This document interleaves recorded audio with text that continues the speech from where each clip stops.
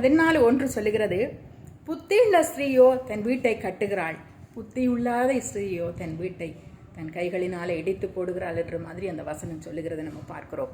புத்தி உள்ள ஸ்திரீ, எவ்வளவு போராட்டங்கள், எவ்வளவு பிரச்சனைகள், எவ்வளவு வேதனைகள், எவ்வளவு கண்ணீர்கள் வந்தாலும் அந்த காரியத்தில் தன்னுடைய புத்தியை பயன்படுத்தி தன்னுடைய வீட்டை, தன்னுடைய பிள்ளைகளுடைய வாழ்க்கையை, தன்னுடைய கணவனுடைய வாழ்க்கையை கட்டுகிற ஒரு மனைவி, ஒரு தாய், ஒரு சகோதரியாய் அவள் ஒரு குடும்பத்தில் இருக்கிறத நம்ம பார்க்கிறோம். அப்படியாய் நீங்களும் நானும் என்னுடைய குடும்பத்தில் புத்தி உள்ள ஒரு ஸ்திரீயாய் இருக்கும்படியாய் ஏசப்பா உங்களையும் என்னையும் அழைத்திருக்கிறார். ஹல்லேலூயா. அதில் எந்த சந்தேகமும் கிடையாது.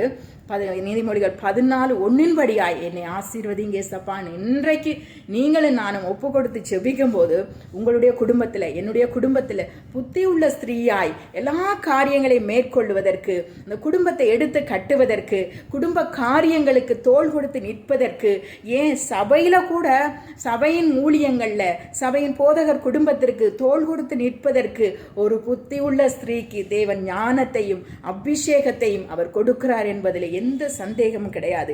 இன்றைக்கு நம்ம ஒரு தீர்மானம் எடுத்துக்கொள்ளலாம். ஏசப்பா, இந்த வார்த்தையின் படியாக ஒரு புத்தி உள்ள ஸ்திரீயாய், ஒரு வீட்டை கட்டுகிற ஒரு மகளாய், காரியங்களை எடுப்பித்து நடப்பிக்கிற ஒரு மகளாய் நான் வாழணும், நான் என் குடும்பத்துக்கு ஆசீர்வாதமாக இருக்கணும், என் சபைக்கு ஆசீர்வாதமாக இருக்க வேண்டும் என்று சொல்லி நீங்களும் நானும் ஒப்பு கொடுத்து செபிக்கும் போது ஏசப்பா நிச்சயமாய் உங்களையும் என்னையும் அப்படியாய் ஆசீர்வதிப்பார். நம்ம குடும்பத்திற்கு நம்ம ஒரு பெரிய ஆசீர்வாதமாக இருக்க முடியும், நம்ம சபைக்கு நம்ம ஒரு பெரிய ஆசீர்வாதமாக இருக்க முடியும். ஏன் இந்த தேசத்திற்கு கூடி ஆண்டவர் உங்களையும் என்னையும் ஆசீர்வாதமாய் வைக்க முடியும். அநேகருக்கு ஒரு ஆலோசனை கொடுக்கிற பெண்ணாக, அநேகருக்காக செபிக்கிற ஒரு பெண்ணாக, அநேகரை தூக்கி நிறுத்துகிற, தட்டி கொடுக்கிற, ஹல்லேலூயா, அவர்களுக்காய் தேவனிடத்தில் பரிந்து பேசுகிற, வழக்காடுகிற ஒரு பெண்ணாக கூடி தேவன் உங்களையும் என்னையும் ஆசீர்வதிக்க முடியும். நம்ம ஒப்பு கொடுக்கிறோம். எந்த அளவில் நம்ம ஒப்பு கொடுத்து எங்களை பயன்படுத்துங்கன்னு சொல்லி நம்ம சொல்லுகிறோமோ அந்த அளவிற்கு தேவன் உங்களையும் என்னையும் பயன்படுத்துகிறவராய் இருக்கிறார். ஆசீர்வாதமான ஒரு பெண்ணாக, ஆசீர்வாதமான ஒரு பாத்திரமாக உங்களையும் என்னையும் அவர் யூஸ் பண்ண ஆசைப்படுகிறார். குடும்பத்திற்கும் சபைக்கும் தேவனுக்கும் ஆசீர்வாதமாக இருப்போம்.